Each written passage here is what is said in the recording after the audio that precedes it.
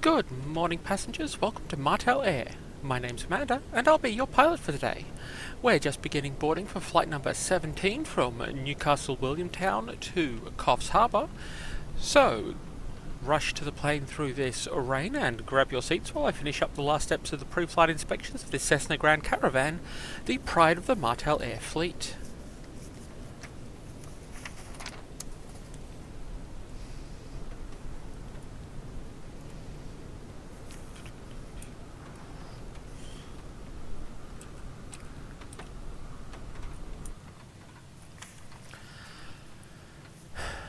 Before engine start checklist. Pre-flight inspection complete. Parking brake handle set. Electrical system switches off. Ignition switch normal. Fuel tank selectors both on. Bleed air heat switch off. Power lever idle. Prop RPM max.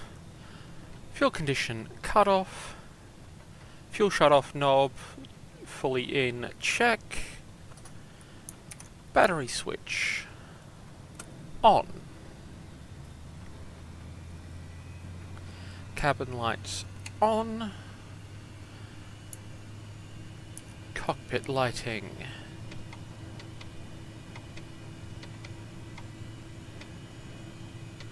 set. Flaps up. No smoking light on. Before engine start checklist complete.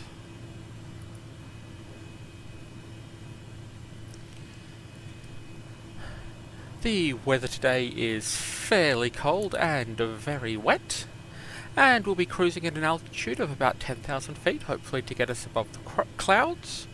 Flying over the town of Port Macquarie and more of the New South Wales north coast en route. Your cabin crew today is me, and I'm joined by my co-pilot, Wing Commander Lamington.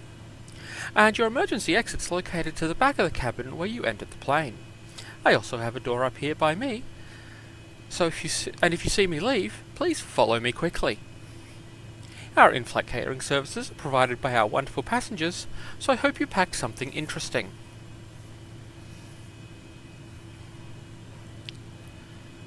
Engine start checklist. Battery switch on. Beacon light on. Avionics 1 on.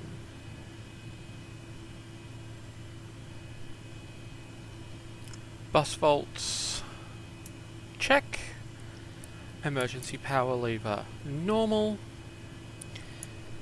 EIS readings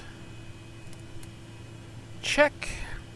Propeller area clear. Fuel boost switch on. Fuel boost on check. Fuel pressure low not shown check.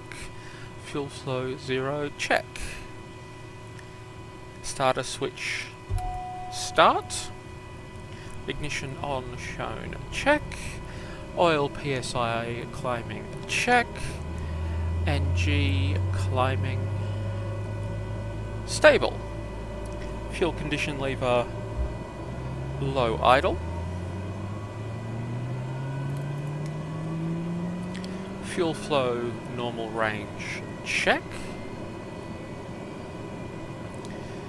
NG climbing.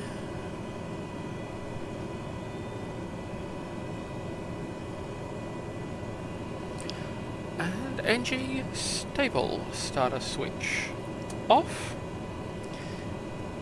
EIS readings check. Generator load check. Battery amps positive check.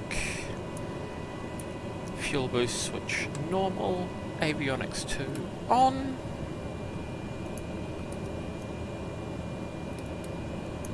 And nav lights on. Engine start checklist complete. We're now ready for departure, so please fasten your seatbelts and turn off your devices apart from those used to watch this stream. Thank you for flying Martel Air. We hope you don't die. Okay. Before departure taxi checklist. Taxi lights on. Seatbelt lights on.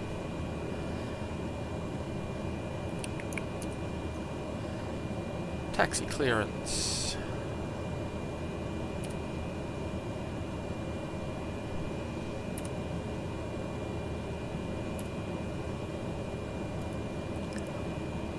Williamtown ground, Martel 17 with information Yankee, request taxi for takeoff, north departure.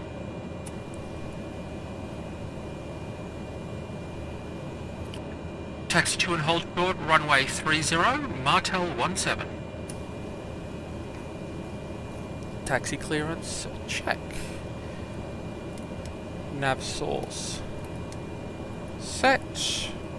Prop RPM minimum. Fuel condition low idle. Inertial separator handle bypass. And parking brake. Release.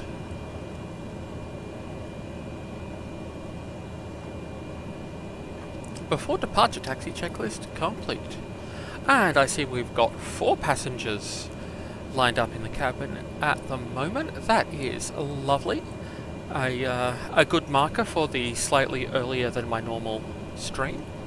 The joys of the time I picked as noon my time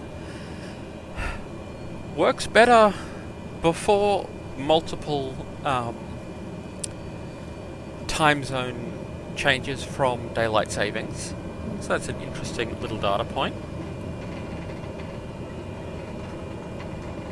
And unlike last week, we're not starting an extra hour late because of Flight Sim wanting to run updates.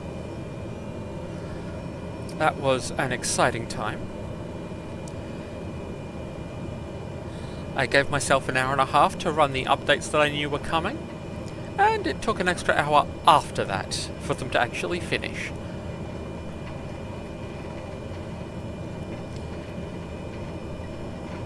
And carefully not running this guy over, he would make some horrendously chunky results from our propeller.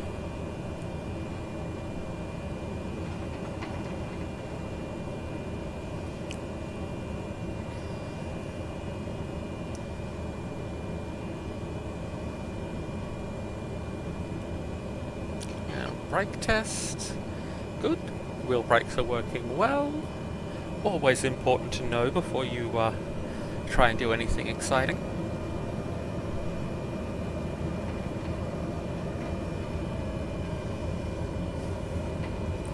So for anyone who's not caught the stream live before, feel free to say hi in the chat. It tends to go better when I have people to talk to and bounce off. There are a couple of streams where, due to timing and other people's schedules, it was just me talking to myself for an hour, which I am quite capable of doing, but I do start to slip on the mental faculties a little bit. Just slightly mad. But that can be entertaining too. And it is some fascinating weather because all of the first few streams were in lovely sunny Australian summer weather, and as we're now into winter... Okay, here we go. This is our runway, so we park here, parking brake on. But yes, as we're now into winter, you get to see Flight Sim's interesting wet water effects. You won't be getting icing effects much because I'm still going to be flying around Australia, but you know, that's what it is. And now more of the hot checklist content you're all here for. Before takeoff checklist, parking brake handle set, altimeter QNH set, standby flight instruments check,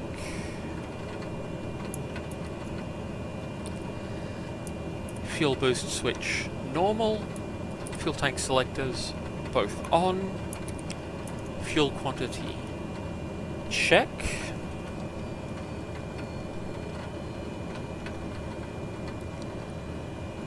Fuel shut-off knob fully in check. Standby alt power on. Anti-ice system 14 degrees, but we're going to be getting up into the air, so I think we'll have the anti-ice on. So pitot-static heat on, stall heat on. Inertial separator handle bypass with this potential icing conditions. Autopilot preparations. Altitude set for 10,000 foot cruise.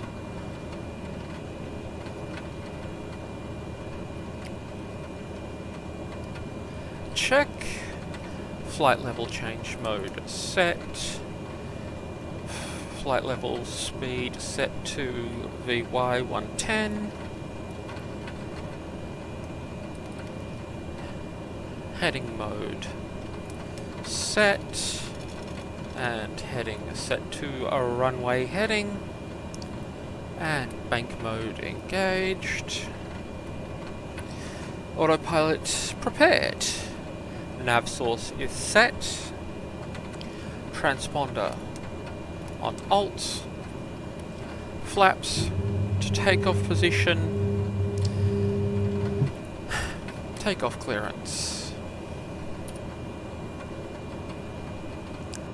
Williamtown Tower, Martel 17, holding short runway 30 for departure to the north. Cleared for takeoff runway 30, Martel 17. Takeoff clearance check. Strobe lights on. Landing lights on. Seatbelt lights on. Parking brake release. Fuel condition high idle. Prop RPM to max. Before takeoff checklist complete. Okay. And we will have a slight intersection takeoff, which is quite alright on this long of a runway.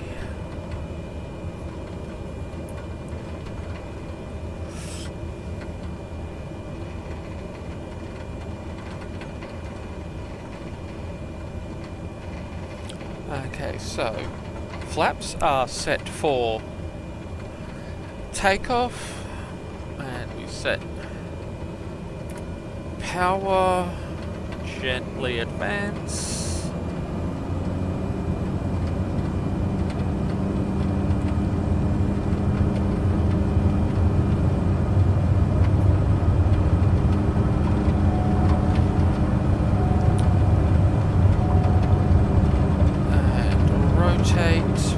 Bit of a crosswind, and we hold 85 knots for the climb until we are clear of obstacles.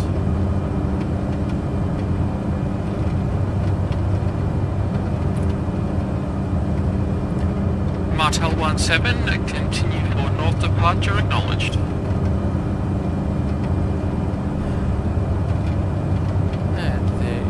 Obstacle clearance, so flaps up and engage autopilot.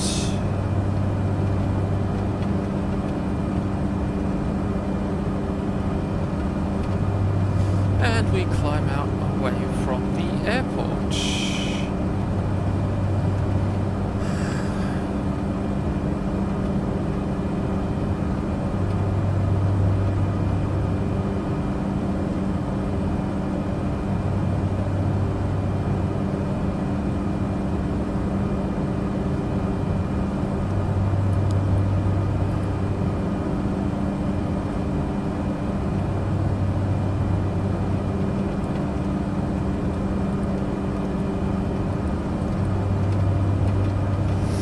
And the weather map there is looking absolutely foul, which is always entertaining.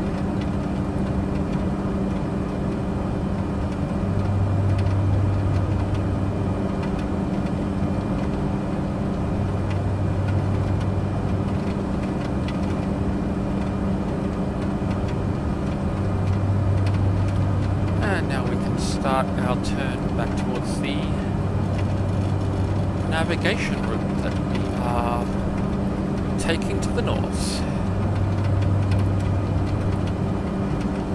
But it's good to get some altitude just on the runway heading before we do anything complicated, just to make sure that we are as out of the way as possible. And because turning is easier when you are further off the ground.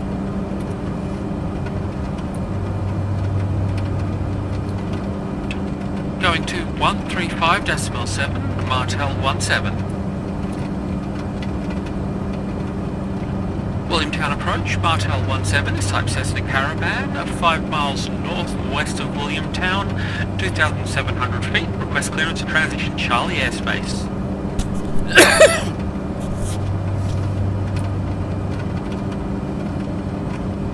Squawk 7572, Martel 17.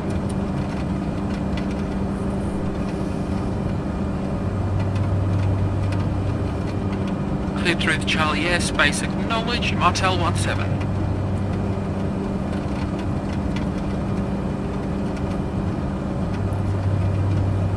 Ah, the joys of flight when you have such scenic views as this. But at least we have our co-pilot.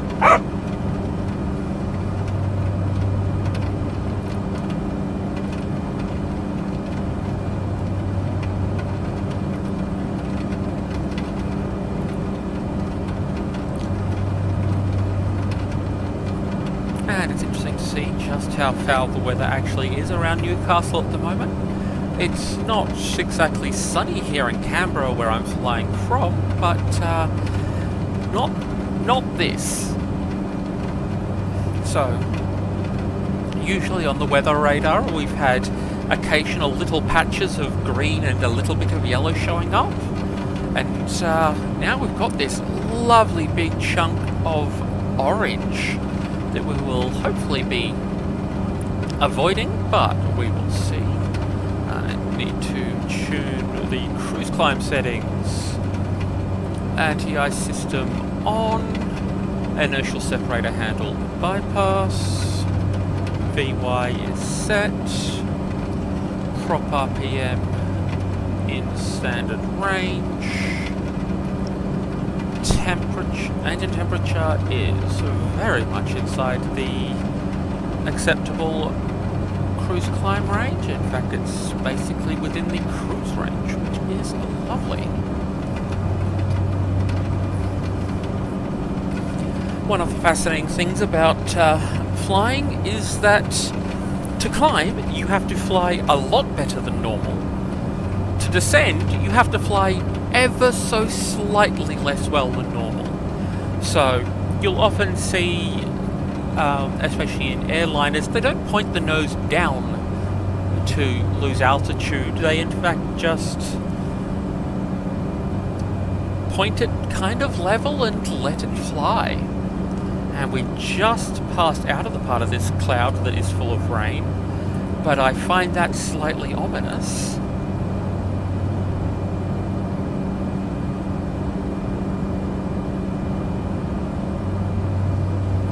We are outside of the primary traffic area. Oh, there's the rain, so landing lights can be off for now.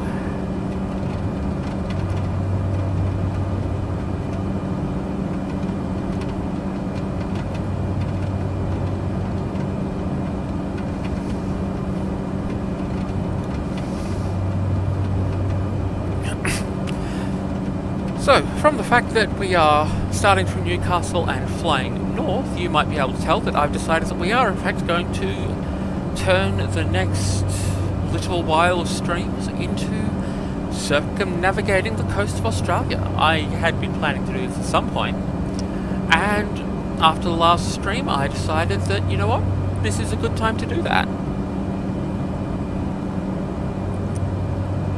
So we will be progressively getting further and further from anywhere I've actually been in real life, which will be an entertaining little thing.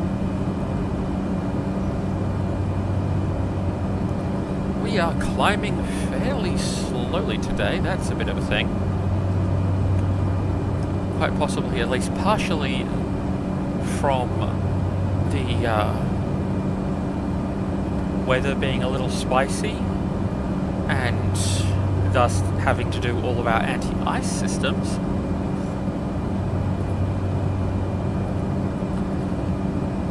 But yes, so we'll be flying around the coast of Australia, following the coast as best we can, and hopping from airport to airport of whatever seems like a good stream length of flight for the next step. I've been finding that the slightly longer streams are actually more popular, which is an interesting one. The 3.5 hour long stream that I did in the Caribou is in fact the single most popular thing I've done, which is a fascinating little point. If I just pull up the stats.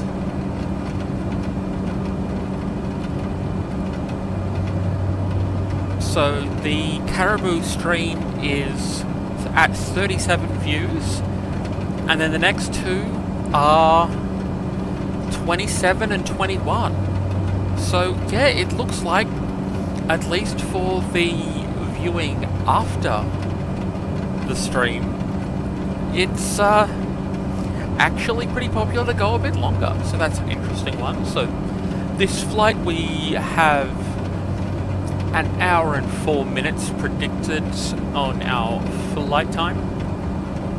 We'll see how that goes once we get into cruise and set our speeds.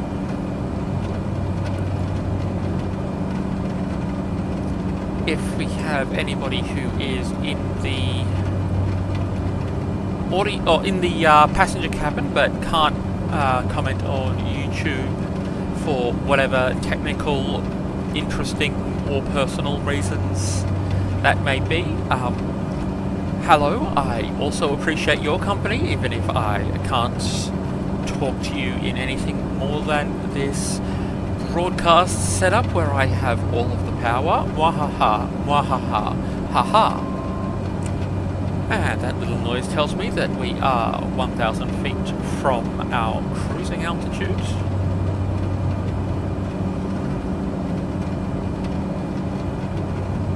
And it is definitely some high cloud banks that we're flying through.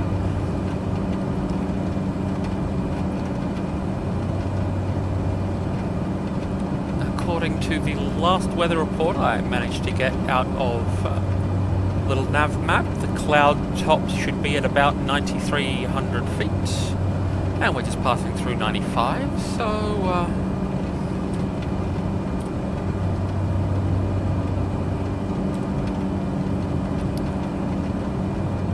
going to 130.1 Martel 17.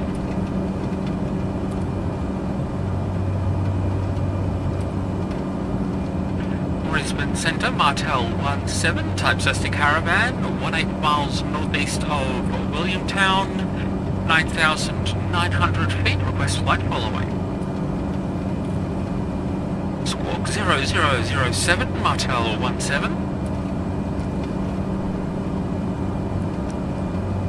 Contact acknowledged, Martel 17.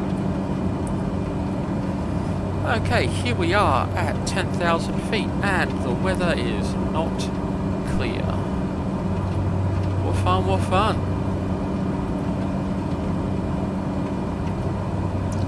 Just juggling the 7 different windows. Okay, cruise checklist. Seatbelt lights off. Anti-ice, outside air temperature -3 with precipitation. So anti-ice remaining on. Inertial separator to normal. Power lever set for 87%. Drop RPM to 1750. Fuel balance check. Turbine temperature very much within safe parameters, check. Lovely. So here we are at 10,000 feet and the weather is still absolute trash.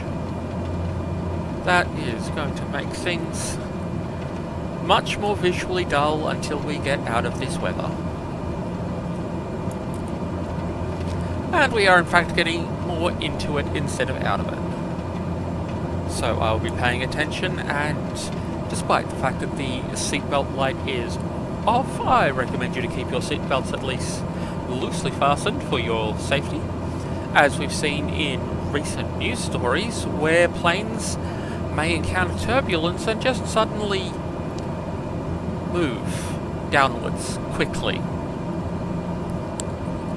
I believe the fatality in the recent news story was actually from a heart attack from the situation, but there were people who had taken their seatbelts off for the cruise section of the flight, and when the plane dropped a couple thousand feet suddenly, they,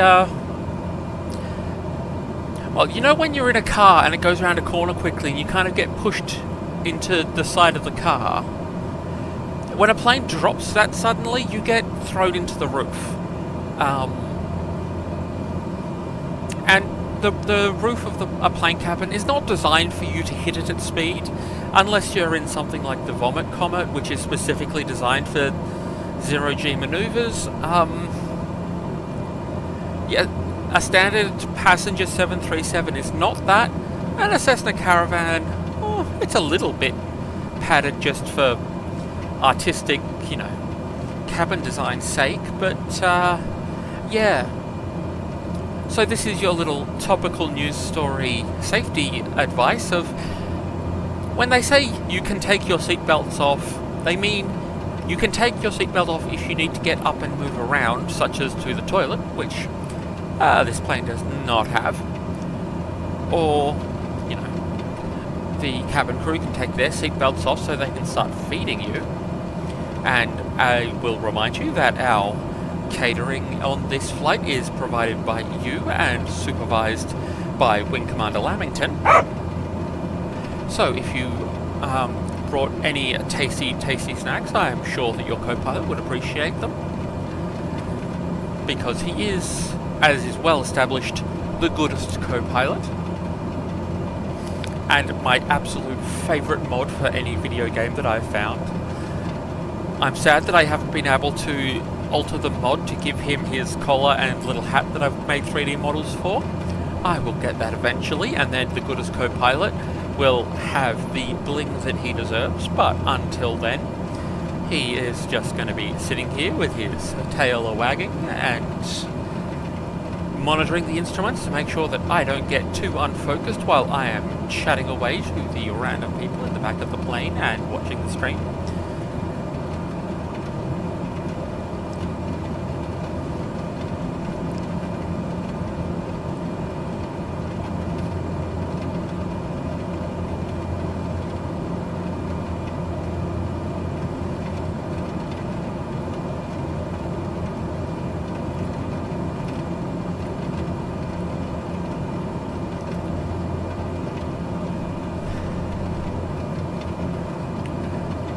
This sort of weather is definitely the kind where I'm definitely more glad to be flying the Caravan with its autopilot and other such accessories than the Caribou with its giant surfboard sail of a tail and no automation other than the engines will spin themselves. That would be more exciting of a flight.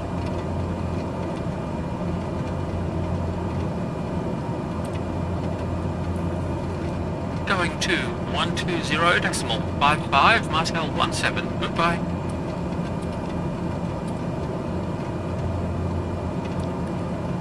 Brisbane Centre Martel 17 at 10,000 feet.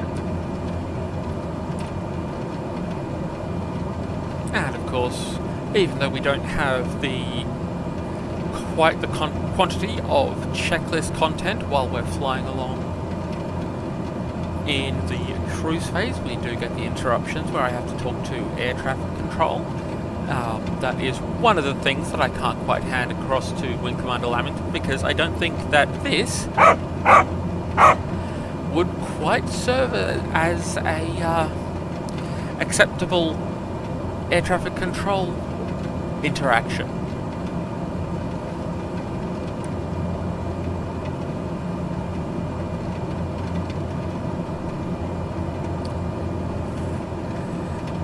And I just had the most bizarre bit of,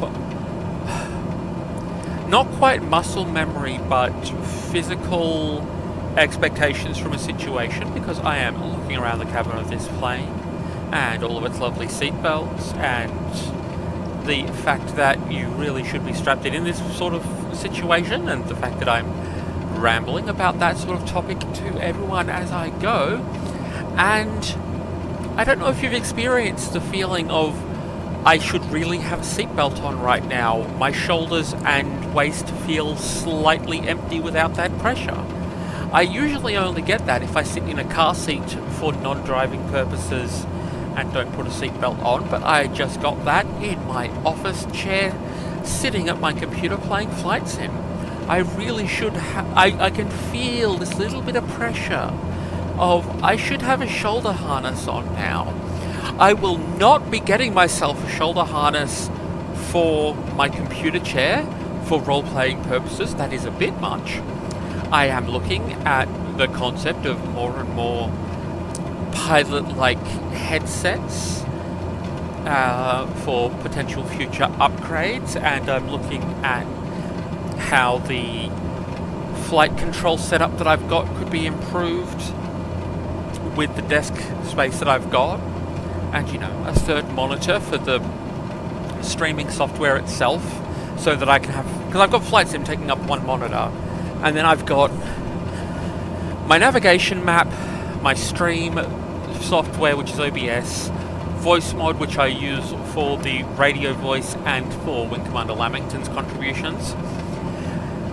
All of this on the second monitor, so that the thought of getting like a third smaller monitor just for the streaming stuff, which would be fun, but is a little much. But I think shoulder harness is a bit further than I want to go with this.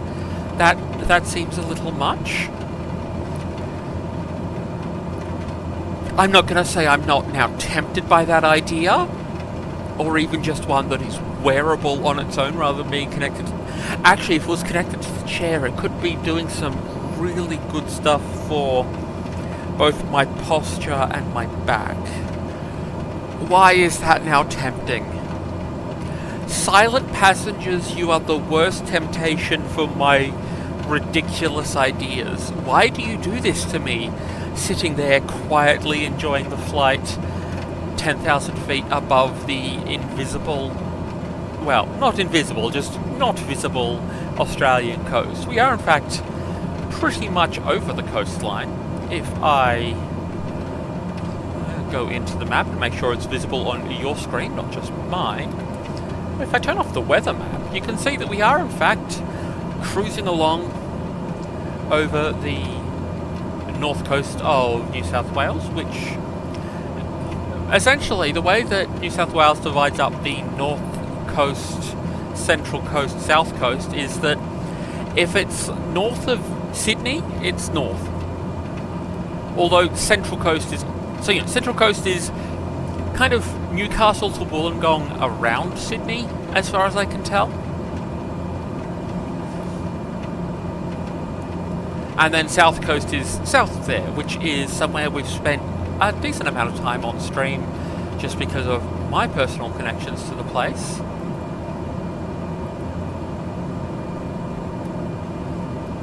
But yeah, so as you can see, we actually do have the coast below us, and it's got all these lovely, interesting, crinkly bits that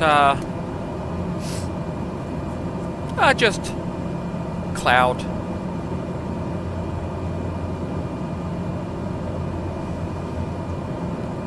and I've been working with trying some of these slightly higher graphics settings for a few things where I can tweak them. And the thing I am fascinated by today is that we actually have a reflection of especially the MFD in the centre, on the windscreen. That is a lovely little effect. The ridiculous things that flight sim can do, it's kind of delightful. And yes, I have very little in the way of scenery to comment on, which always makes things interesting. We are just coming over the town of Taree, about which I know almost nothing. And past that we will have Port Macquarie, which is one of many places named after one of the many explorers of Australia. For the mid-north coast region, Port Macquarie and Coffs Harbour are essentially the two cities rather than towns, for varying definitions of those terms.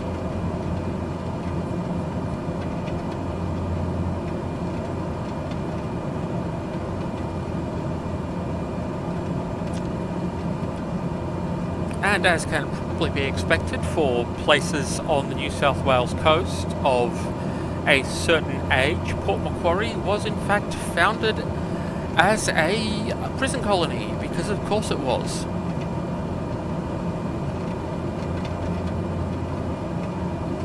And just double checking all of the instruments, as is sensible when flying along.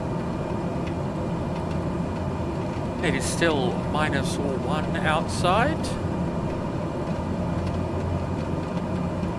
So we've got indicated airspeed of 120 knots, true airspeed of 140, which is nice, and a ground speed of 144, because there's not very much wind at our exact altitude here. And we've got 47 minutes 50 something as our en route time, with 2.5 hours of endurance. I do rather like the set of indicators along the top. You can pick what they are. The pink numbers along the top of the MFD here, which I have set to a ground speed, 143 knots, endurance, 2 hours 36, which is essentially how long until we run out of fuel. Landing, which is our expected landing time in UTC, and en route time, which is how long until we get to the last waypoint. It is a lovely little set of data predictors that you can... There's all sorts of things that you can pick, but the sound of the rain on this plane is fascinating and slightly complicated. I might actually get us to 12,000 feet, see if that gets us out the top of this cloud. Of course, we can't go too high, because the joyful thing about the Cessna Caravan and all of its variants is that the cabin is not pressurized. So when we fly at 8,000 feet, you get the atmospheric experience that you would inside an airliner, and when it is set for anything beyond that, when we climb up beyond that, the air starts to get a little bit thinner, and 12,000 is the rated highest altitude you should fly before applying supplemental oxygen. So on the Caravan and other general aviation planes, that is generally a pilot and co-pilot only setup. So if you're doing more than that, more people than that, you don't fly at that altitude. Might be a proper face mask, as is so iconic of many flying situations. And but sometimes you get just a little nose tube like you get in hospitals, which is an entertaining one to see. And in fact, we do have the controls for the oxygen set up here, but yeah, that's just for Wing Commander Lamington and I. So with people, we won't be taking you up into that sort of altitude, anything above 12,000, but hopefully that will get us into slightly less interesting weather. I mean, you get the, may you live in interesting times. Looks like we're getting may you live in interesting weather at the moment. And of course we are just on the edge of that band of orange weather, which is ever so fun.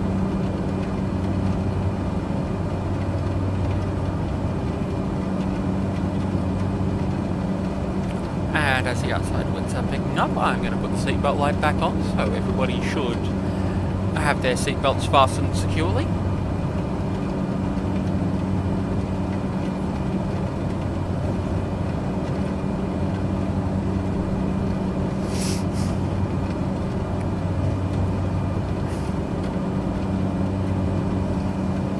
And as it is -3 outside, let's get bleed air heat on.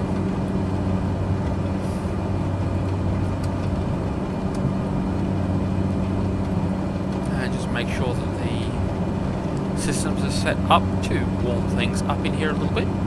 Bleed air heat is essentially just taking some of the hot gases from the engine, which is currently hitting 730 degrees, so nice and toasty, and getting a little bit of the heat that is generating and giving it to us for temperature control reasons, which is almost exactly how a car heater works. The reason that your car heater doesn't actually provide heat until the engine's warmed up is that there is essentially a little heatsink for the car's engine. I think which system it's hooked up to exactly varies between cars, but the cooling system on your car, all the radiator and all that, there's also a small heatsink that you can make the air conditioning system blow air across. So, if your engine is overheating, then technically turning the cabin heat on will actually cool the engine slightly. You will never have a situation where that will be enough to help in a situation where it needs the help, but it is a cool little fact.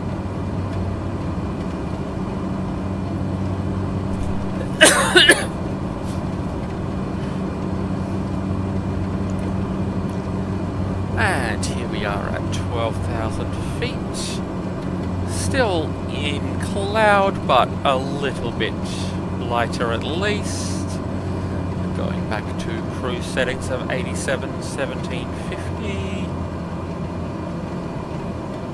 There's actually a fairly wide range of the settings that I can use for cruise engine settings, but 87% NG and 1750 RPM on the propeller is what I have determined to be the best range cruising speed. So the more I drop those numbers, the better the fuel efficiency becomes. But also, the longer it takes us to get anywhere.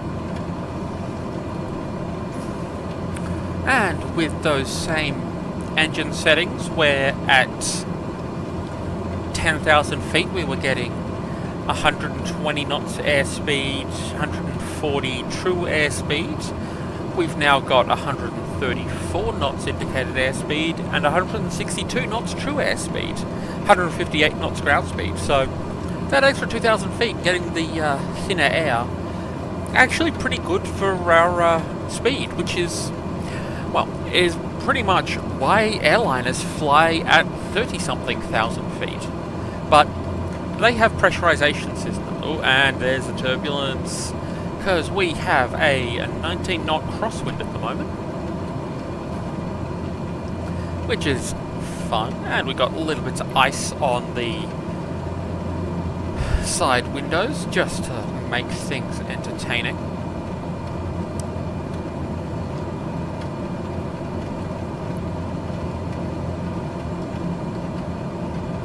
Oh, and there we are back to that 140 true airspeed,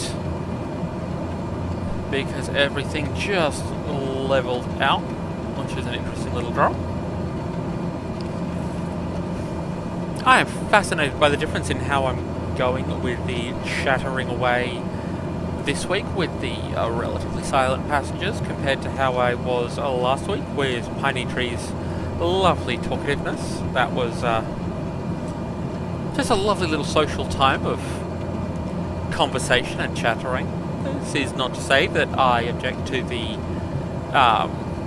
less talkative passengers in any way at all. I am just fascinated by the difference. As we have seen, I am quite capable of nattering away into the void for an hour or two as the situation calls for it. And let's just see what the coastline is like. So again, we've got lovely crinkly bits below us, and ground go up into the 4,000 to 5,000 foot range, but we are up at 12, so all is well.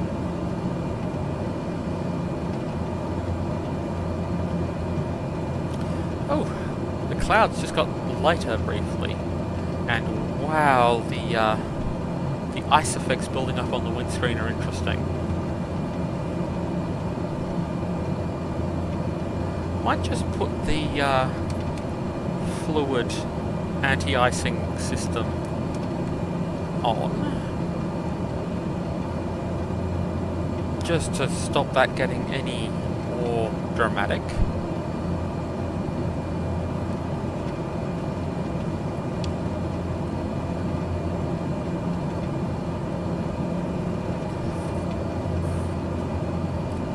But yeah, so one of the things with the Grand Caravan is that it doesn't have heater-based anti-ice things for the most part. It has heaters for a couple of the instrument parts, so the pitot and static heat, which is what tells you your altitude and airspeed relative to the air, and stall heat, which is I believe that is the angle of attack vane, which is a little thing that blows in the wind as you fly and tells you what angle the air is hitting you at. But the windscreen and airframe de-icing is largely fluid-based. So there is a tank of anti-icing fluid which starts at 20.8 gallons on a typical takeoff, which is heated and poured across various of the surfaces at a slow drip. So when you see the outside of the plane, we have those lovely silver sections across the front of the wing, which you can vaguely see through the lovely speckly ice here, and also some at the base of the windscreen here. That is in fact where the anti-ice fluid comes out. And I think also flows through it in the silver section on the wing just to heat up the front of the wing. So where a jet airliner will use that bleed air from the engines to just heat up the inside of the structure, the Caravan uses the engine heat to keep the anti-ice fluid warmer, and then it just leaks the anti-ice fluid out onto the surfaces to de-ice the aircraft. And we started at 20.8, we're now at 20.6 gallons. So the reason that you don't just automatically always turn your anti-icing systems on in the Caravan is that they are not free. On jet airliners, where everything is just engine heat based, the anti-ice system is, you might get point something of a % performance drop, where in the Caravan you're pouring the anti-ice fluid into the sky. Now granted, it's only a 20-gallon tank, so it's not, and it's not the particularly nasty anti-icing fluids that you get sometimes, but still, it's a limited resource on board the plane, and the icing effects I am not used to seeing anywhere near this thick on this plane. That is fascinating. So we will have to see how that goes for clearing itself as we... one thing about coming in for our landing is when we get there, which is in 42 minutes, is that Coffs Harbour is currently 19 degrees with no rain, or 0.2 millimetres since 9 AM. So Coffs Harbour is significantly drier than Newcastle and is, by Australian standards, light jumper sort of weather. I'm sure that by Canadian standards that's t-shirt and turn on the air conditioning weather. That sounds about right. But it is certainly going to be enough to melt the ice as we're coming in. So we will play it by ear and see what the icing conditions on the outside of the plane are like when we get there.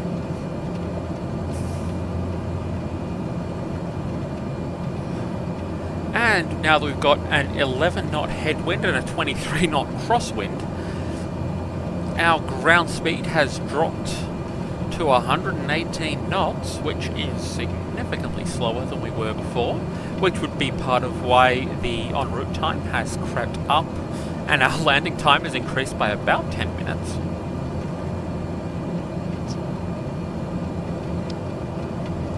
The selection of flight altitudes and other factors based on what winds are doing at different altitudes is fascinating and hard to get perfectly right. But where you have prevailing winds, you can certainly fly based on normal patterns, and at airliner altitudes you will get 50 to 60 knot winds, either tailwind, headwind, crosswind, some combination. So there are flights that, flying one way are an hour shorter than flying the other. And that is purely down to you're doing the same flight but with a headwind one way and a tailwind the other. So in those ones, the one where they know it's going to be a headwind, they find the altitude with the least wind. And the ones where they know it's going to be a tailwind, they find the one with the most wind. 100 knots? Why are we down to 100 knots? Oh, is that icing? So I think we in fact are having some icing issues on the airframe, because our indicated airspeed is down to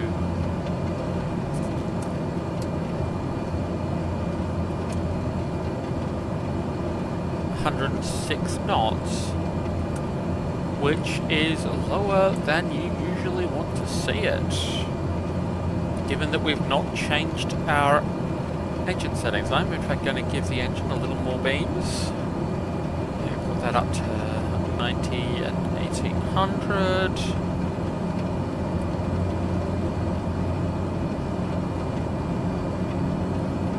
I have not had this playing with icing quite that much before. That is fascinating. So the icing on the windscreen is a bit annoying because it reduces our visibility, but the ice, if there's icing on the airframe, that reduces how well all of the aerodynamics work. And I don't know if you know this, but a plane where the aerodynamics don't work is crashing.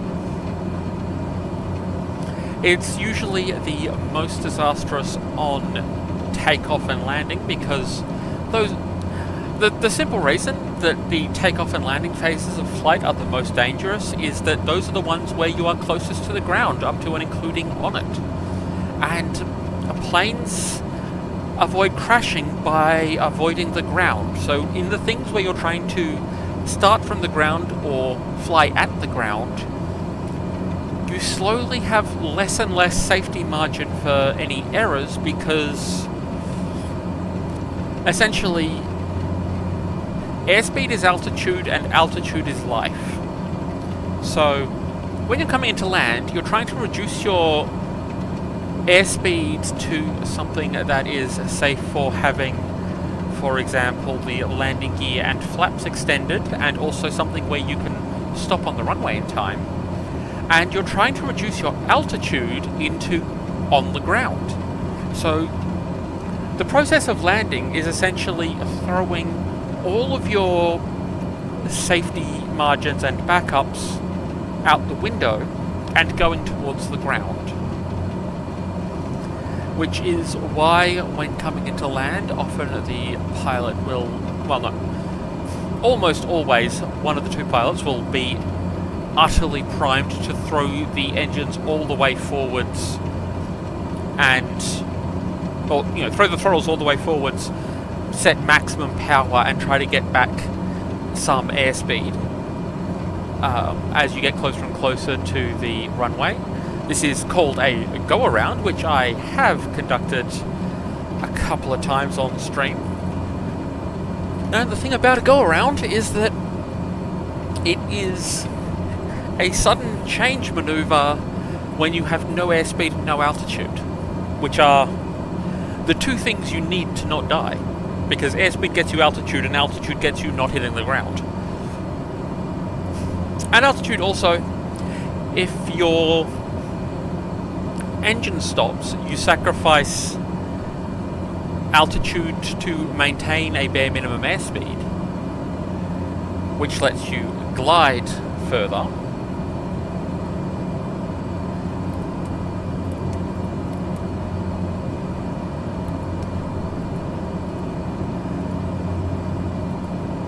So, you know, the higher you are when your engine fails, the longer you can go. If your engine fails at 1,000 feet and you're not pointed at the runway, you're going to be landing on something else. And maybe that something else is something that you can land on safely. There have been a few cases of smaller planes, including some Cessna Caravans, landing on highways. Light poles on highways are a bad time in those situations. And there are some highways in both rural US and Russia where it's specified that every certain distance you will have the runway, you'll have your highway just have a couple of miles straight section with no obstacles in the middle, so no crash barriers, no light poles, anything like that, because instead of setting up emergency landing strips every so often in the middle of nowhere, if you're already building the highway, just make it have a runway length straight section every so often and set it up such that you're setting it up so they can be used for landings. Okay, the airspeed is now picking up again, so I'm going to set us back to standard cruising settings, because we were sitting at 120 and it just picked up to 130 something, which tells me that the anti-ice systems have kicked in nicely. Ooh, yeah, I can just through the window icing see some icing on the wing itself. In fact, let's see, I've got the same external camera set up as I was showing off on the Caribou. So that's looking cool. You can see around the cockpit there, there's a whole bunch of little icing bits.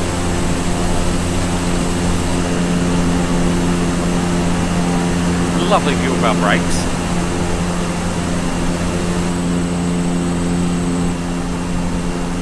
Oh, yep, the front of the tail is iced. Okay, it's clearing at least.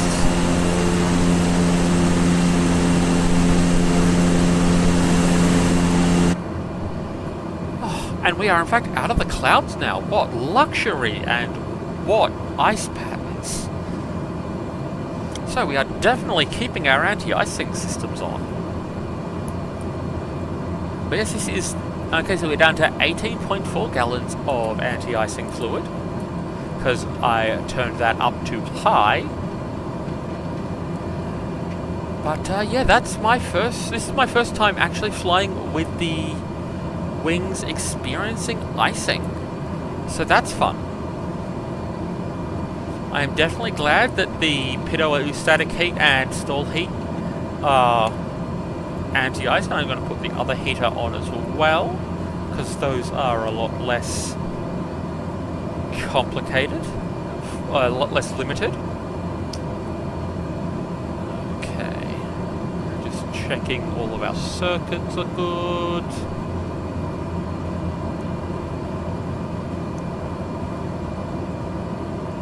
Lovely, and as we seem to be coming out of the most intense part of the weather,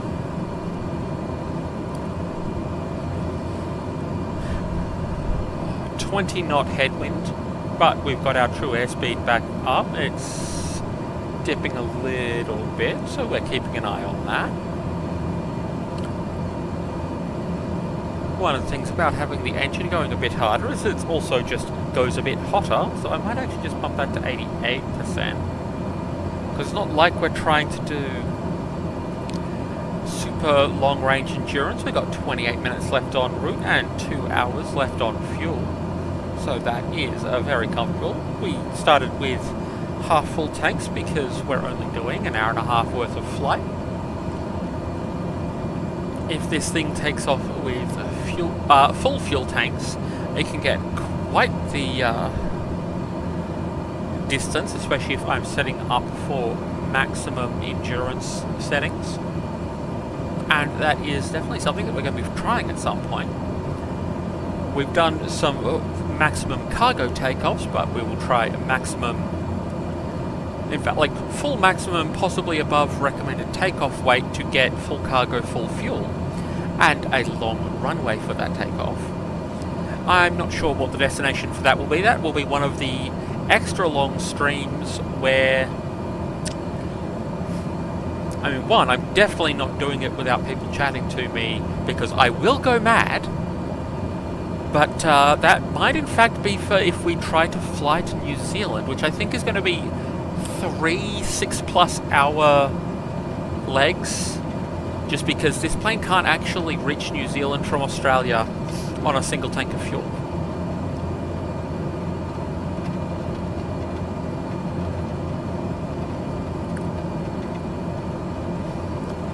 Okay, a little bit of the rain splatter. Watching our airspeed.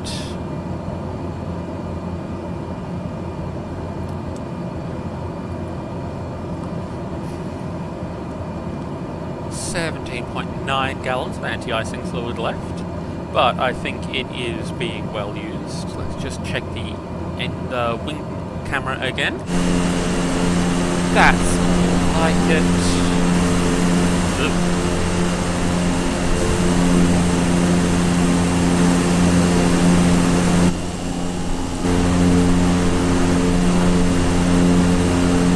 Well, that's a good camera, we'll use that one.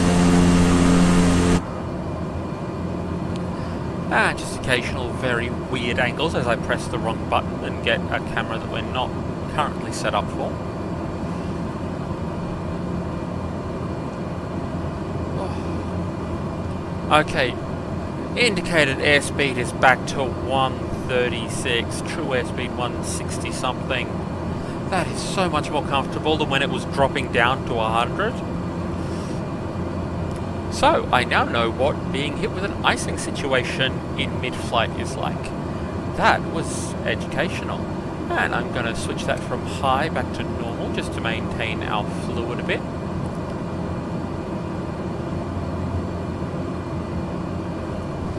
And one of the safety requirements on this plane is in fact that windshield anti-ice is off for takeoff and landing, just because the anti-ice system works by putting fluid onto your windshield, and you need it to not do that while you're trying to look at the runway. And yes, that does mean that you might get a slow build-up of ice instead, but you deal with it, because having the windshield fluid on is considered worse. So the recommendation in, oh no, not the recommendation, the requirement in the manual is don't do that. And I just felt the lack of the shoulder harness again. It's weird.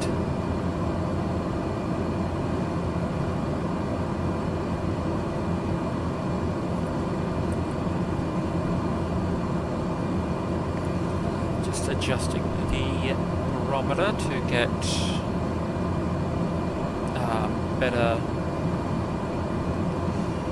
Oh, and we are coming into the controlled airspace for Coffs Harbour. Looks like. Yes.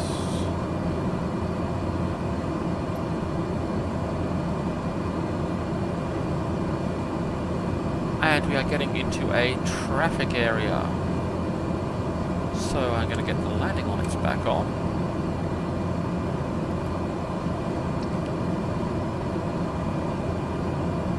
Where's it calling my top of descent?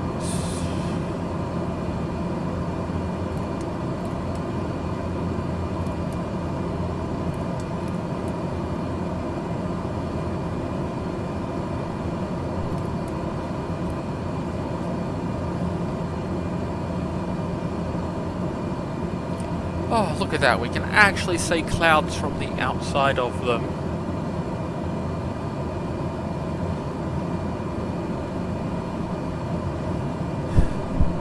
We will be starting our descent into Coffs Harbour soon, but I think we're just going to enjoy being above the clouds for once.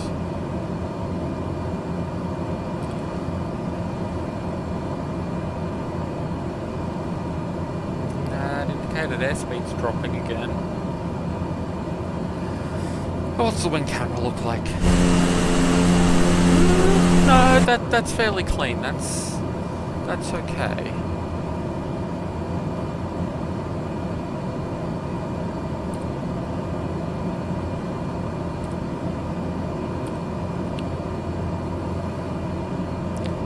Brisbane Centre, Martel 17, request clearance to transition Charlie airspace. Clearance through Charlie airspace, acknowledged, Martel 17.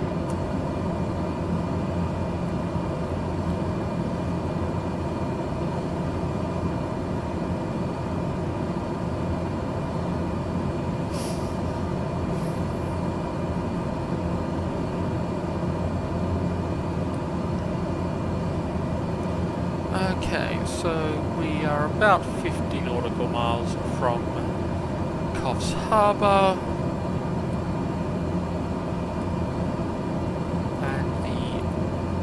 Airway towards it is there's no cloud below us. Oh, that's going to be so nice. Like, there's some cloud, but there's also clear. So let's set up to drop to 8,000 as the first step, because we don't want to be doing that descent all at once. And full light level change. We can set that till about 130.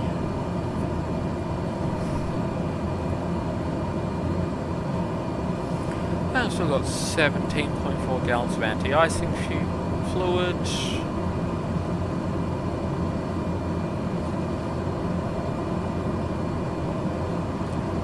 Okay. Pulling back the engine.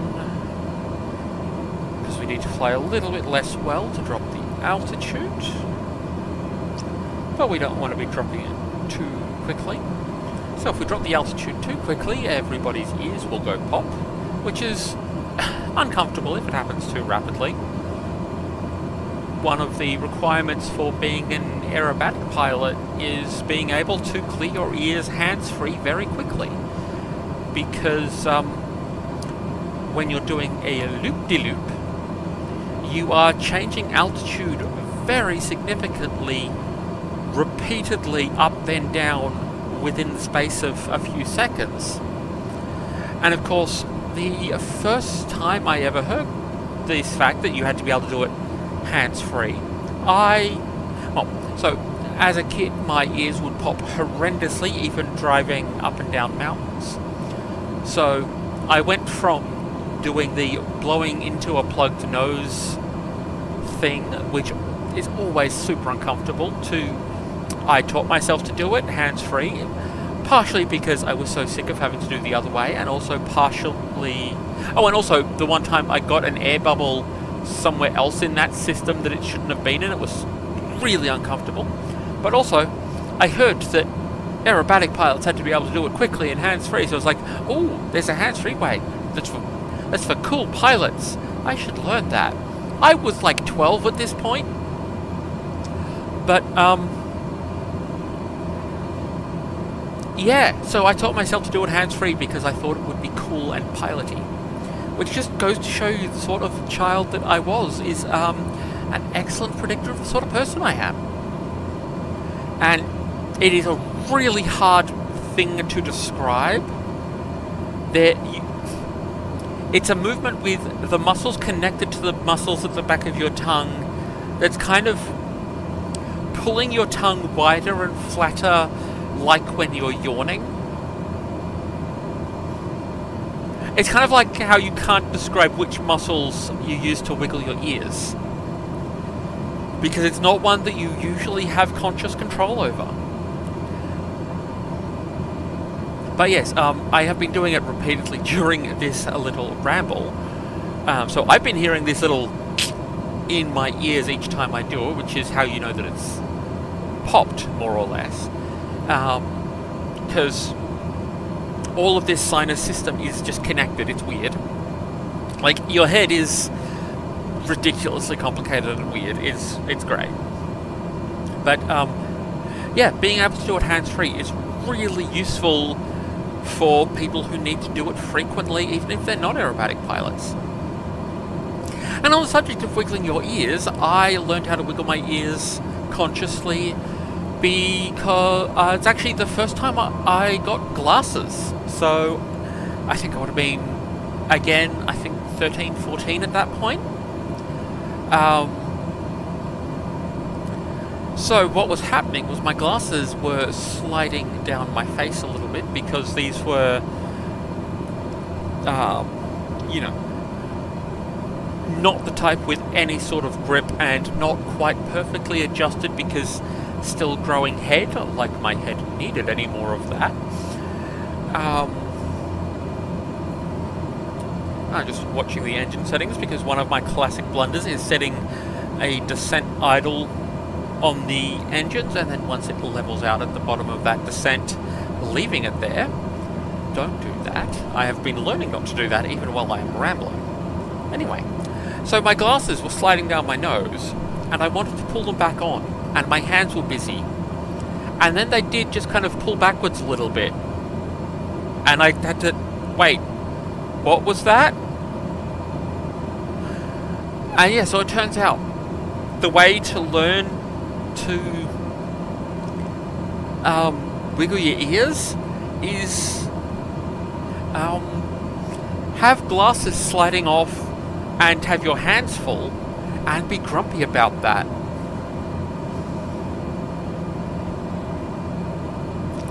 And here we come on our 8,000 foot new cruise. Oh, look at that, we can see the ground, and it's not everything being absolutely soaked. Oh, what luxury. And everything is de-iced now because it's 4 degrees outside, and we are blowing 4-degree air across all of these surfaces. So, fluid de-icing off. but we will leave the others on for now.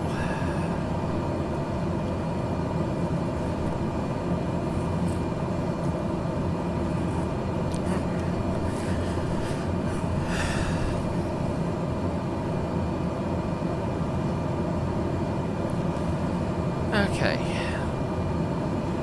so we've got 13 minutes or so to Coffs Harbour.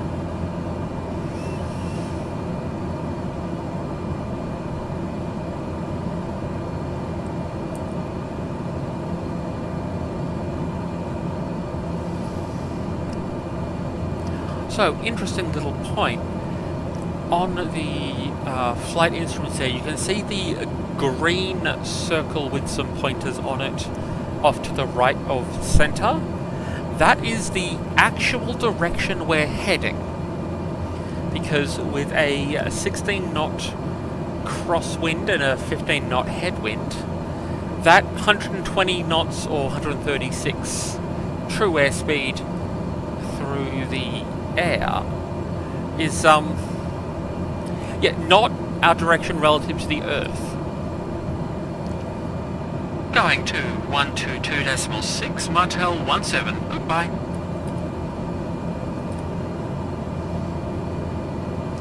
Brisbane Centre, Martel 17, approaching Coffs Harbour, 8,000 feet.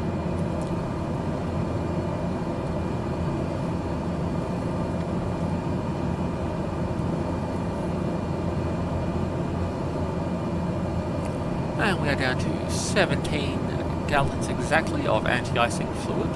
I find it fascinating that everything is in gallons in this, but that is the way that systems work.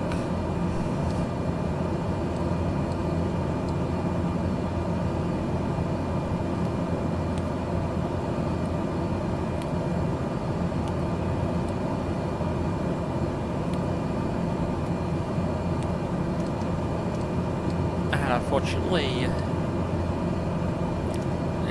fuel and other measurements in gallons is not one of the things that we can change on the settings, at least in this version, but we can do, navigation angle magnetic or true, which is a fun little one. We can do our distances and speeds in nautical, so nautical miles and knots, or in kilometres and kilometres per hour, but because it is aviation standards, we stick to nautical. Altitude and vertical speed, feet per minute, or meters and meters per minute, but again, standardised aviation things. Temperature, Celsius or Fahrenheit. I refuse to use Fahrenheit, and in fact I believe all aviation stuff is in fact set on Celsius, and we can switch from pounds to kilograms of fuel.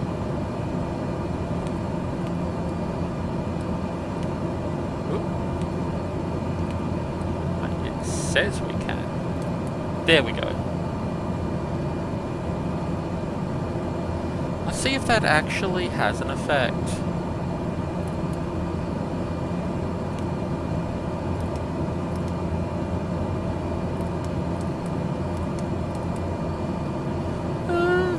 No, it in fact doesn't change it into kilograms on the settings. That is an interesting little thing there. Oh well. Outside air temperature is now 5 degrees Celsius, which is so much better than the -4 with ice on everything that we were having. One of the wonderful things for flight purposes about Celsius is that is it the freezing point of water? Is it positive or negative? So much easier than having to track a second reference point there. Now, I fully acknowledge that it is not that hard to tell if a number is above or below 32, but having it just positive or negative is so much easier.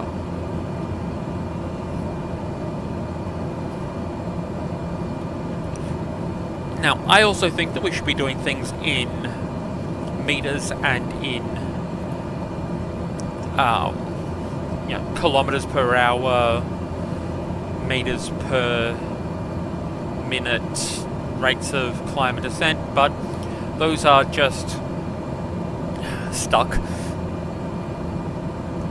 But Celsius is the one where there's like real sense of difference.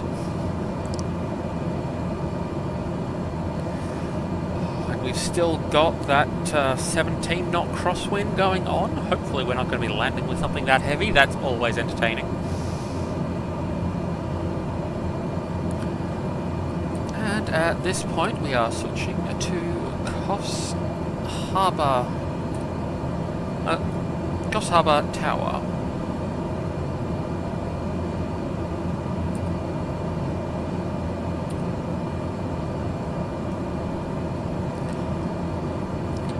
Coffs Tower, Martel 17 is 18 miles south, 8,000 feet with information Sierra to land. Make straight in, runway 03, Martel 17.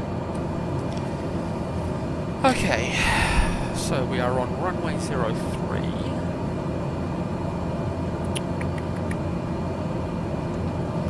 So, heading bug we will set for 03. Oh, it's going to be there. Okay, so we actually want to be approaching from there-ish.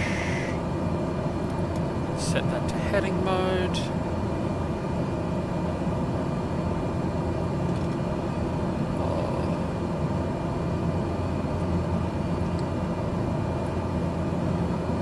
And of course, with that currently 16 knot crosswind. Let's see here. Okay, visual runway 0. I'm going to set up for get the RNAV set up at least.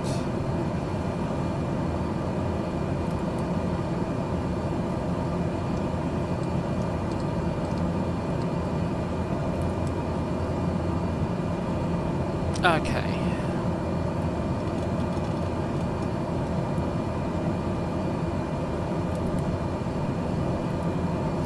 And I won't be doing it as an autopilot heavily assisted landing, but having the navigation markers is going to be useful.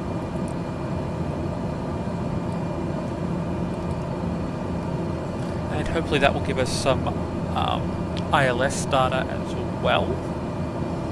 Well, RNAV data, which is ILS made up by GPS.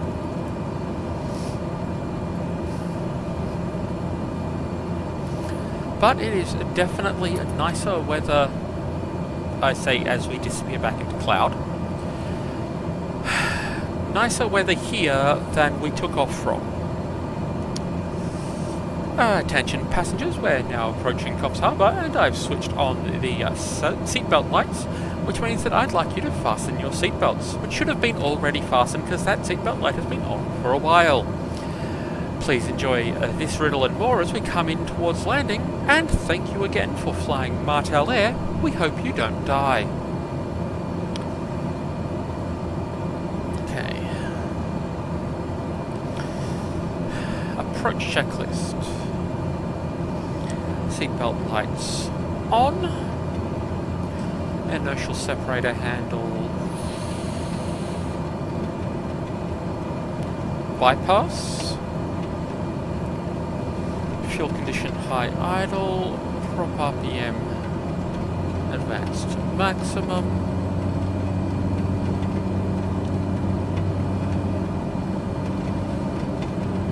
Altitude significantly down before we get too much further. Let's start with 3,000 feet.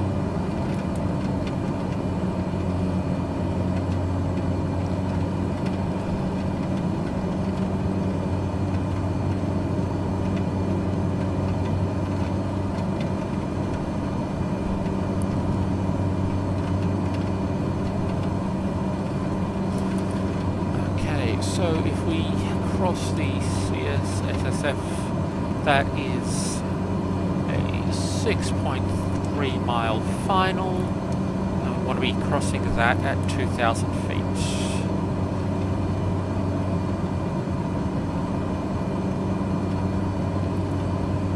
And now is the time to think about popping your ears.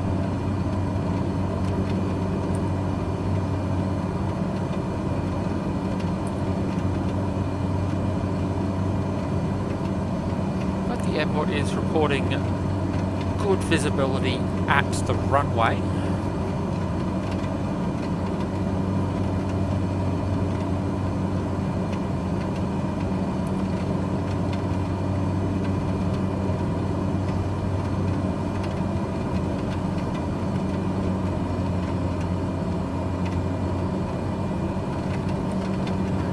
And back to idle. Too quickly, but we do want to get down.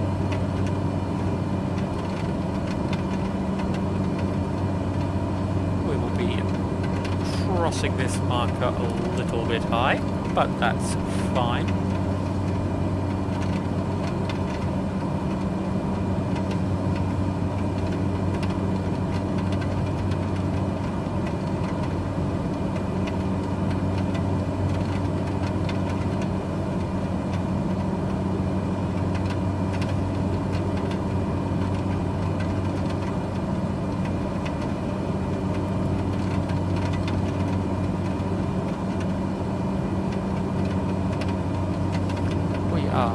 Definitely above the glide slope, but we've got time to finish our descent because we are dropping at 2,000 feet per minute, which is reasonably brisk.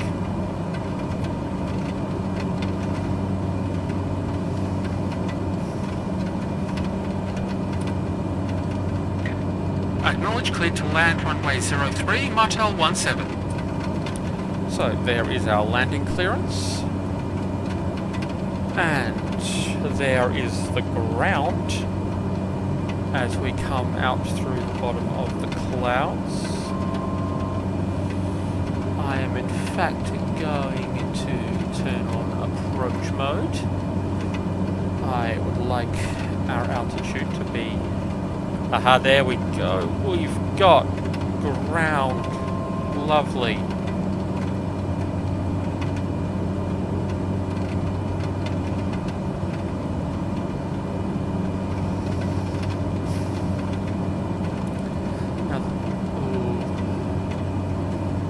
We are, in fact, quite high.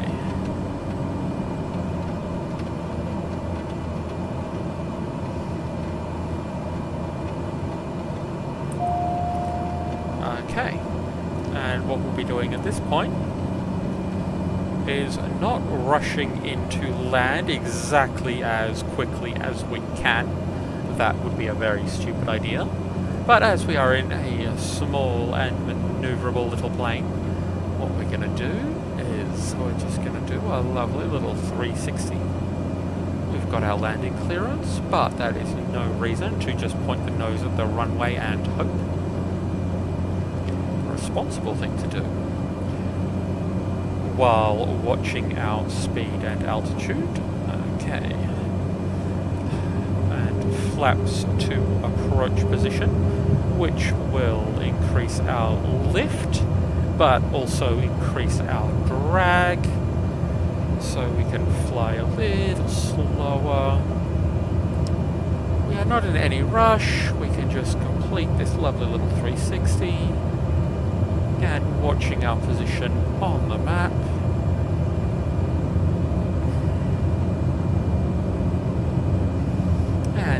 Caravan, we don't have to worry about putting our gear down because it doesn't do anything else. If the gear is not down, we don't have anything to do about that.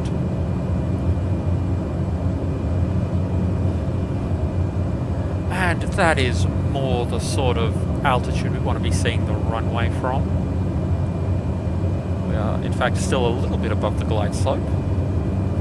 And also off to the right of it, because we just did a 360 to the right. But we want our airspeed to be about 85. Flaps to a landing position as we come in on our final. And the wind is down to about a 4 knot crosswind, which is much nicer. And I've got my hands on the throttles for in case we need a go-around. 500 feet off the ground radio altimeter. We're a little bit high because we've got, there we go, 2 white, 2 red on the puppy. And a little bit spicy on the wind. Watching the airspeed, watching the runway, watching the wind. Not watching the chat, but it has been quiet all the day.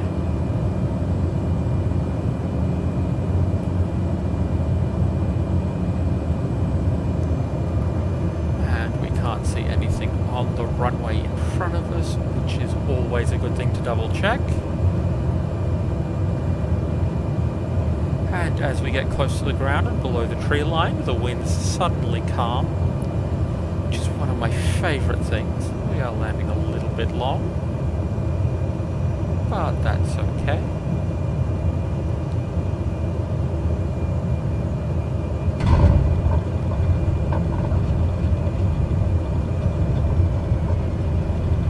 Okay, power to idle, flaps up. Gentle braking. But we continue our rollout to the end of the runway.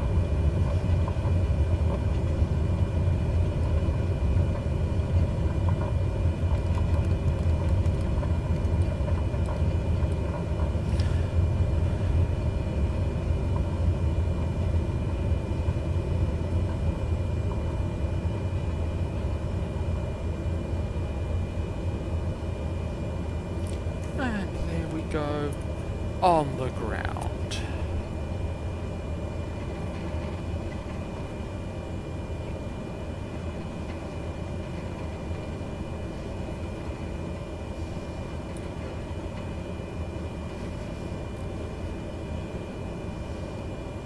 And clear of the runway.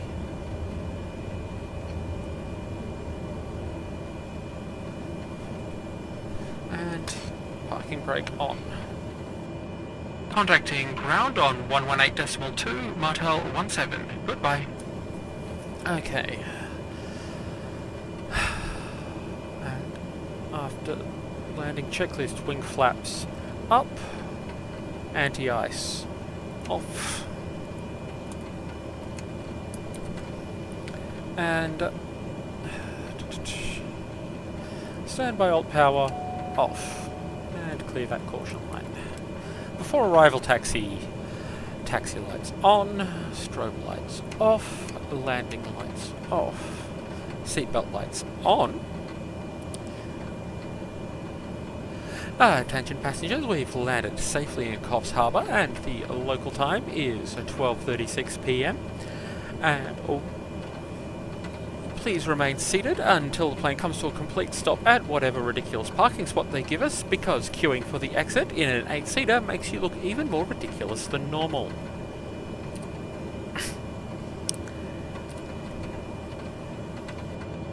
Coffs ground, Martel 17, request taxi to parking.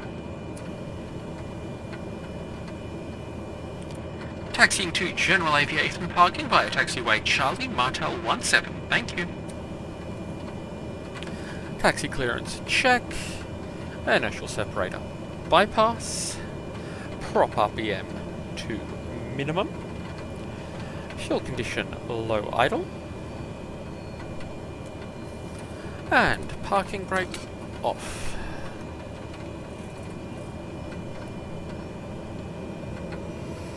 So it is a bit wet here in Coffs Harbour, much as it was in Newcastle where we took off, but not quite so bad. But it's entirely possible, the weather's been following us. So, local attractions here in Coffs Harbour include the Big Banana, one of Australia's first big things for tourist attractions. We've previously toured the Big Merino in Goulburn, the 50-foot tall concrete sheep, which I repeatedly called the 50-foot tall concrete sheep in full because that is just so much more fun. I do not know if the Big Banana is visible in Flight Sim. It is not quite as big as the 50-foot tall concrete sheep, but it is bright yellow and quite big. The Big Banana is in fact the centre of a essentially small, mostly water-themed amusement park. So Coffs Harbour is quite a beach sort of town. So water-themed parks are to be expected, really.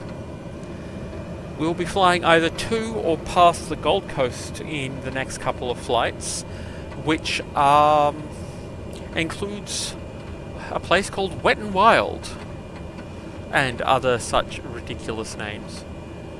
And here we are with our parking. So parking brake set, and set all of that to idle.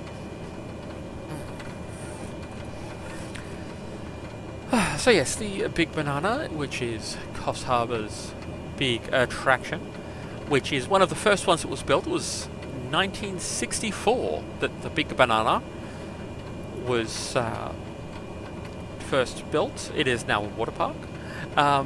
The Big Banana has such notable features as being big and a banana. It is bright yellow, and it has the words "The Big Banana" painted along the side. It is unmistakably a big banana.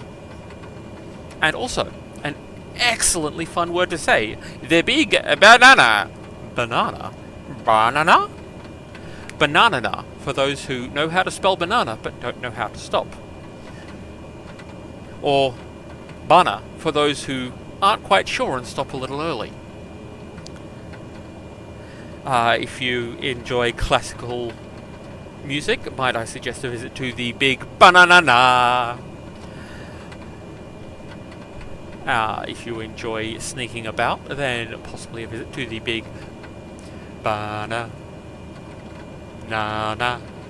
Although that might in fact be the Shark Attack version. Oh! Piney Tree!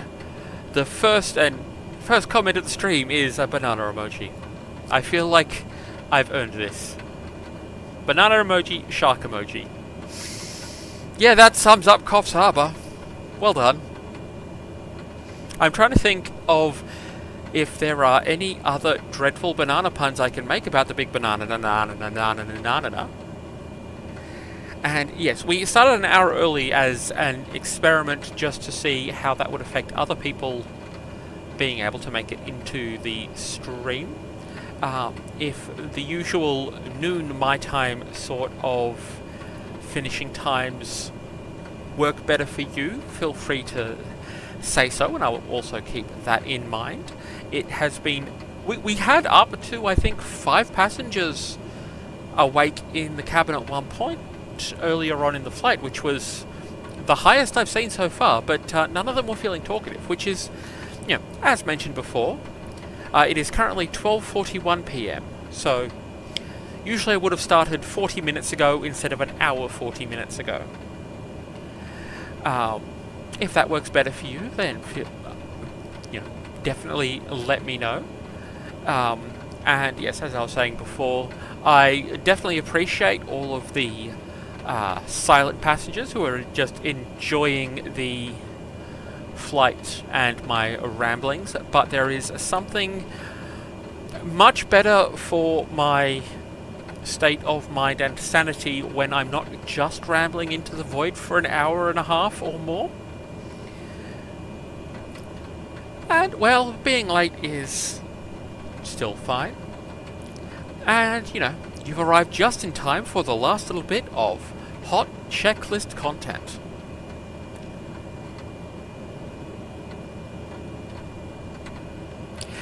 Look, not being a great data point for scheduling purposes when you are also one of my most active conversationalists in the chat, Like, I think you are a good data point because your data point tells me how active the chat's going to be.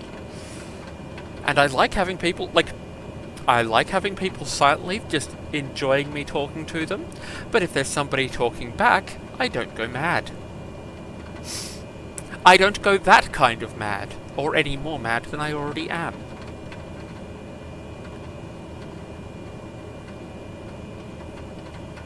Inconsistent but loud data point. Yes. And we love you for it. So, shutdown checklist. Parking brake is set. Power lever is idle. Bleed air heat switch is off. ITT range is stable. Prop RPM to feather. And we let that come down. Fuel condition cut. And inertial separator to normal.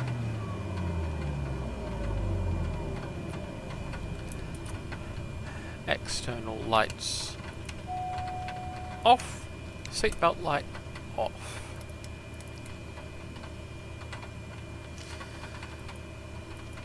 And yes, Piney Tree, you missed the plane trying to ice up mid-flight because it was, you know, this sort of weather, but more so, and -6 outside, so I had to turn the anti-ice on full blast. So, you know, if you watch the replay, you will get a ramble about the anti-ice system and the fact that we've dumped 3.8 gallons of anti-icing fluid outside the plane over the course of this flight. Attention passengers, this now concludes our flight from Newcastle Williamtown to Coffs Harbour, and we here at Martel Air hope you've enjoyed your time in our tiny sky bus. Please wait until I've opened the door and you can calmly deplane in an orderly fashion until you reach the outside weather, at which point you can make a frantic scramble towards shelter. Our baggage handling services today will be provided by our wonderful passengers, so thank you for not leaving any of your luggage behind. Any personal belongings left behind as you leave the plane will be assumed to be a present to the pilot and co-pilot and enjoyed thoroughly. Thank you for flying Martel Air. We hope you don't die. Okay. No smoking light off. Nobody back there. So, cabin lighting off. Fuel boost switch off. NG engine is entirely stopped. Check. So, avionics 2 off. Avionics 1 off. Battery switch off. And fuel tank selectors both off. Oop, that is a weird view. But here is the outside of the plane. In fact, I might just stand under the wing for a bit of shelter. That's better. So, that gets us to the end of the second flight in our circumnavigation of the Australian coast. We are going anti-clockwise rather than the clockwise that I was originally planning, just because we did so much on the New South Wales south coast and Victoria's eastern coast that I decided going away from that first would be a good sort of starting point. So we are heading up, we are most of the way up towards Gold Coast and Brisbane, and it will be interesting to see what the weather is like as we continue north into Queensland and then around the tip and into places I've really never been.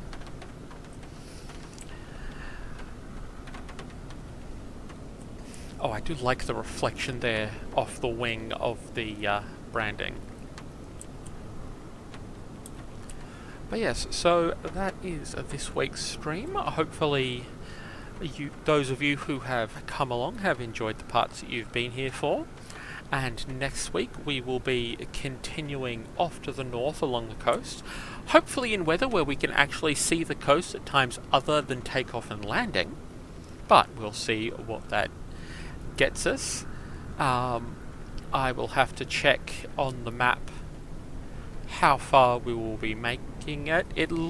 Looking at the distances compared to today's flight, we might in fact be flying into something in the Gold Coast Brisbane cluster, so that will be an interesting one. It might in fact be that we go to one of the larger airports there, possibly Gold Coast, possibly Brisbane. It's one of those places that claims it's two cities, but just kind of they blur together. You get a few of those. And there's somebody else taking off. There's some birds. And back to the plane. But that gets us to the end of the stream, and I think that is where I will leave it. So, everybody who has... Oh yes, not quite as big as Los Angeles, but... yeah, the thing where they blur. So Brisbane is the state capital of Queensland. Gold Coast is the state capital of the beach. They are both surfing sort of places because these are the golden beaches of Queensland, but without going too far north and getting into the swamps and jungles and rainforests of northern Queensland. And for those who'd like to know what a Queensland accent is like, imagine Steve Irwin, but a little bit less energetic.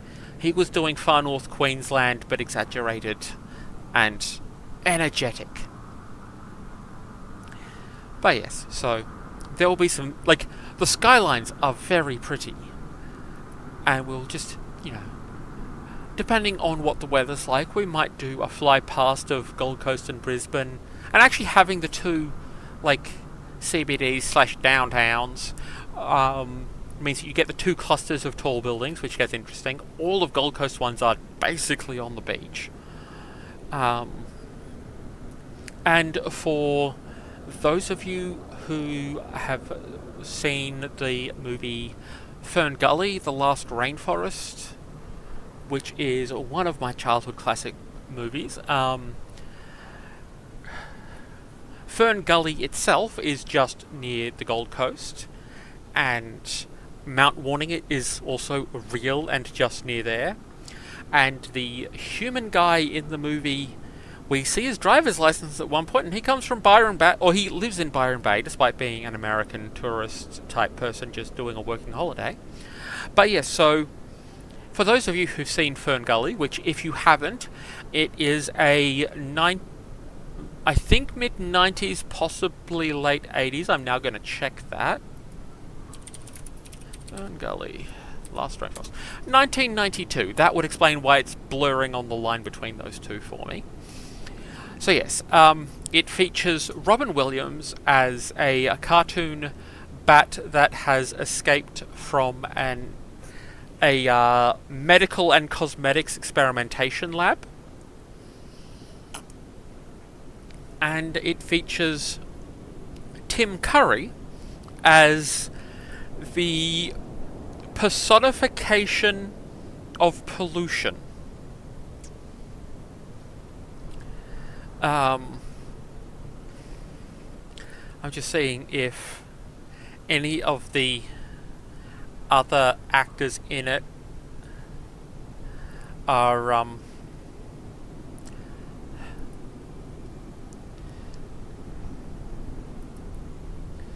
notable. Oh yes, it also has Cheech and Chong as, I think, goannas.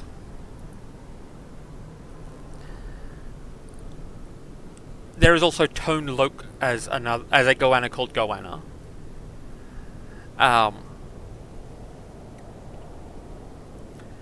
So yes, Robin Williams, Tim Curry, Christian Slater as, I believe, the surf dude. Or was... no. No, he's the other... Look, there's a lot of people in it. But yes, look...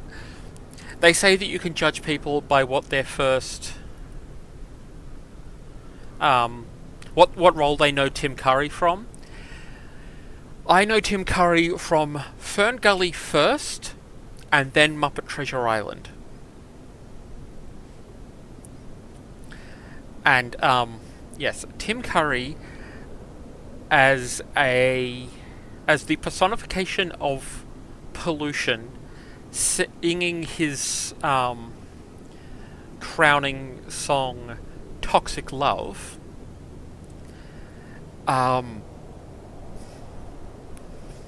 Look, if any childhood media was going to have turned me straight, that would have been it. And Batty Coda, played by Robin Williams, is an animated bat that can keep up with Robin Williams' voice. I really recommend it, and, you know, if you want stream homework, go watch Fern Gully before next week's stream. And yes, goanna as a name for a lizard is quite good. I think we all know what the superior name for a lizard would be, but he is not in Fern Gully, being not an Australian native.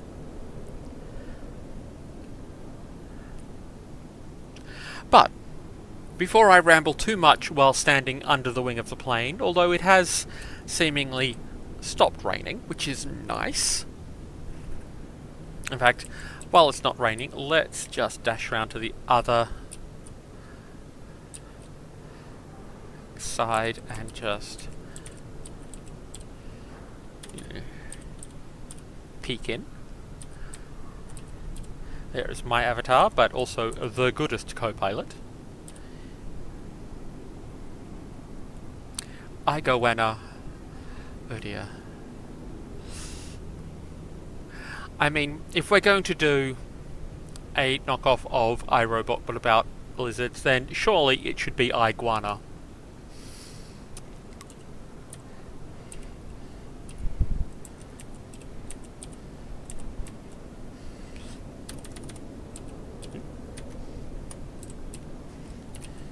There we go.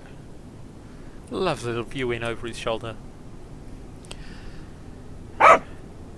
But I am going to call it there. Thank you very much for the company, and I will see you next week when we will be flying up into Queensland and over towards Fern Gully.